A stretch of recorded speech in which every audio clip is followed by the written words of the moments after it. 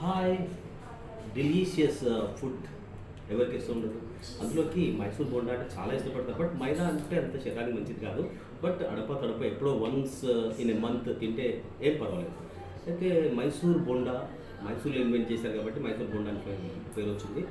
మైసూర్ బోండా ఎట్లా ప్రిపేర్ చేస్తారో ఒకసారి మనం చూస్తే, మైదాను ఈ రకంగా కలుపుకోవాలి. అంటే పుల్లటి పెరుగు పిండికి తగ్గట్టుగా తీసుకొని అందులో కాస్త జీలకర్ర నలిచివేసి పచ్చిమిరపకాయ, కొత్తిమీర, అల్లం గ్రైండ్ చేసి లేదా రుబ్బి ఈ రకంగా ఇది వేయాలి. అదే వెల్లిపాయ తినేవాళ్ళు వెల్లిపాయ కూడా వేసుకుంటారు. ఆఫ్కోర్స్ నేను వెల్లిపాయ తినను కాబట్టి వెల్లిపాయ వేయాలి.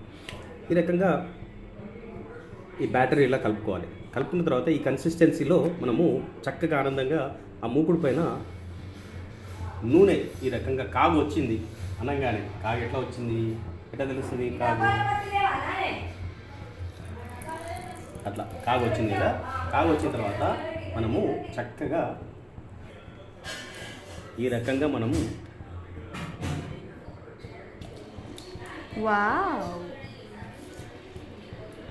వేసుకుంటే ఒకే షేప్లో వచ్చేస్తుంది అన్నమాట.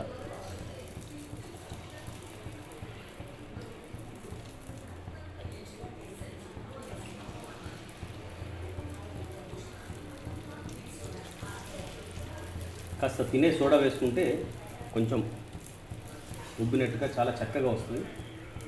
సో మూకుట్లో నూనె ఎంత ఉంటుందో దానికి తగ్గట్టుగా వాయి వేసుకోవాలి. సిమ్ చేసుకోవాలి ఆ తర్వాత, ఎందుకంటే కాగు బాగా ఉంటే మాడిపోతుంది వెంటనే. ఈ రకంగా తిప్పేసుకోవాలి. చూసారా ఎంత చక్కగా, ఎంత బ్యూటిఫుల్ షేప్లో, అన్నీ కూడా ఒకే సైజులో చాలా చక్కగా వచ్చాయి. సో ఆంధ్ర సైడ్ అందరు కూడా దూరగా వేయించాలి అంటారు కదా. ఇక్కడైతే కడక్ అంటారు. యాక్చువల్గా కడక్ ఇది మరాఠీ పదం. కడక్గా చక్కగా వేసుకొని దీంట్లోకి నంచుకోవడానికి మనము పుట్నాల పొడి, అందులో పల్లె పొడి కూడా వేస్తారు. కాస్త పోపు అంటారు ఆంధ్ర సైడ్, ఇక్కడైతే పోని. ఎందుకంటే ఎండుమిరపకాయలు, పచ్చిమిరపకాయలు కూడా వేస్తారు. వేసి ఆ రకంగా చట్నీ చేసుకోవాలి.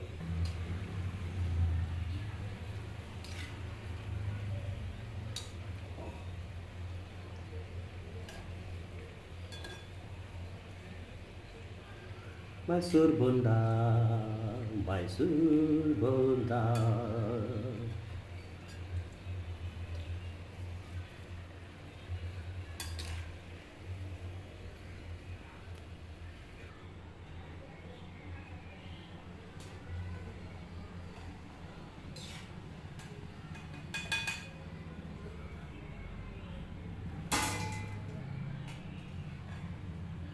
ఈ రకంగా ఒకే షేప్లో వస్తాయి.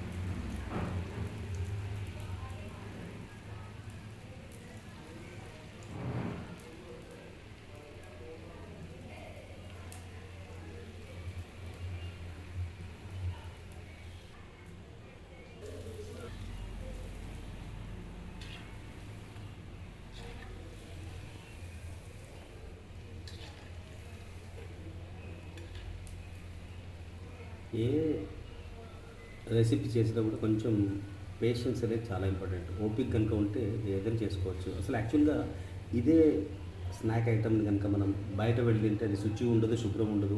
రోడ్ పైన చేస్తే ఆ వెహికల్ వెళ్తున్నప్పుడు ఆ దుమ్ము ధూళి అంతా కూడా పడుతుంటుంది. ఆఫ్కోర్స్ ఎంత టేస్టీగా వాళ్ళు చేసినప్పుడు కూడా ఆ ప్రిపరేషన్ కనుక ఒకవేళ కనుక మనము ఇన్ డీటెయిల్గా చూస్తే మనం తినలేము. ఎందుకంటే వాళ్ళు తెచ్చిన సామాన్లు సస్తా తీసుకొస్తారు. అంటే బిజినెస్ పాయింట్ ఆఫ్ వ్యూ వాళ్ళని తప్పు పట్టనే లేదు. తినేవాళ్ళు వాళ్ళు ఆలోచించాలి. శుచి శుభ్రంగా చక్కగా అన్ని ఇంగ్రీడియంట్స్ కూడా ఫ్రెష్గా తీసుకొచ్చి చక్కగా చేసేవాళ్ళు కూడా చాలామంది ఉంటారు. సో వాళ్ళ దగ్గర తింటే బాగుంటుంది. పల్లెటూరు వాతావరణంలో తింటే బాగుంటుంది. ఎందుకంటే సిటీ సైడ్ అయితే మనకు తెలుసు రోడ్డు పైన ఏ రకంగా దుమ్ము ధూళి ఈ రకంగా ఉంటుంది. సో అలాంటి దుమ్ము ధూళిలో చేసే పదార్థం ఏదైనా కూడా మన శరీరానికి హానికరంగా ఉంటుంది. కాస్త ఓపిక తెచ్చుకొని రెసిపీని కనుక చక్కగా గమనించి నేర్చుకుంటే ఇంట్లో ఈ రకంగా ఏ ఐటెంనైనా కూడా ఆహాహాహాహా చాలా బాగా చేసుకోవచ్చు, ఎంజాయ్ చేయొచ్చు. ఫర్ ఎగ్జాంపుల్ మనం హోటల్లో వెళ్ళి ఒక ప్లేట్ తింటే ఒక 50 రూపాయలు ఖర్చు ఉందనుకోండి. అదే 50 రూపాయలతోటి ఇంట్లో దాదాపు ఒక 5, 6 చక్కగా ఆనందంగా, శుచిగా, శుభ్రంగా, చక్కగా, ఎనర్జెటిక్గా ప్రిపేర్ చేసుకొని తినే అవకాశం ఉంటుంది. So this is absolutely wonderful preparation of Mysore bonda. Just ఒక 2-3 మినిట్స్ కనుక వెయిట్ చేస్తే పర్ఫెక్ట్గా దాని యొక్క కలర్ వస్తుంది. అప్పుడు మనం తీసుకుంటే కనుక వేడివేడిగా హాయిగా చట్నీతోటి అలా తింటూ ఉంటే నోట్లో వేస్తే కరిగిపోతూ ఉంటుందంటాం కదా, ఆ రకంగా ఉంటుంది. సో తెలంగాణ సైడు పూర్తి నాటుగా దీన్ని పీకుడు బజ్జీ అని కూడా చెప్తారు. అంటే నోట్లో వేసి కొన్ని సందర్భాల్లో పీకుతారు దాన్ని. కొంచెం చల్లారిన తర్వాత అది కొంచెం సాగుతుంది అంటారు కదా మైదా. సో ఆ రకంగా పీకుడు బజ్జీ అని కూడా అంటారు. బట్ గరీబులు ఎక్కువగా ప్రిఫర్ చేస్తారు, ఎందుకంటే చాలా తక్కువ 30 రూపాయలు పెడితే దాదాపు 15-20 బోండాలు వస్తాయి. తింటారు, కడుపు నిండేట్టుగా. నిండుతుందో నిండేదో తెలియదు కానీ నిండేట్టుగా ఆ టైంలో మాత్రం ఫీల్ అవుతారు కాబట్టి ఈ రకంగా చేసుకుంటారనమాట. చూసారా ఎంత చక్కగా ఒకే షేప్లో, అంటే ఒక సాంచాలో వేస్తే కంపెనీలో ఏ రకంగానైతే బాల్స్ బయటకు వస్తాయో ఆ రకంగా ప్రిపేర్ అయ్యాను. This is called Mysore bonda. Hope you enjoyed it. Thank you very much.